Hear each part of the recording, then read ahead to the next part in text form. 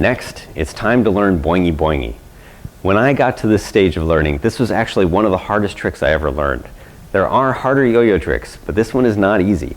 Here's how it looks.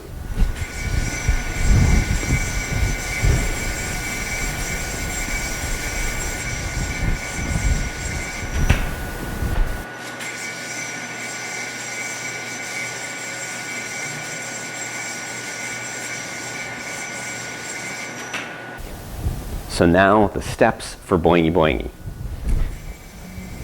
Throw, you do a split bottom entry.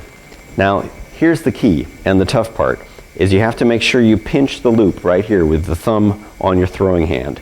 Then you bring your non-throwing hand down and at the same time launch the yo-yo forward to press against that forward string, and then it comes back again. The key is that your yo-yo hand is primarily just moving up and down, but there is the tiniest little bit of forward motion. It's not a pure up and down thing, especially for the first boing. And then the way that you get out of it is you stop boinging and you bring the yo-yo down off of the mount and back to your hand. This is a trick that will take a lot of practice and perseverance, but you'll eventually get the timing and you'll be able to make it look good.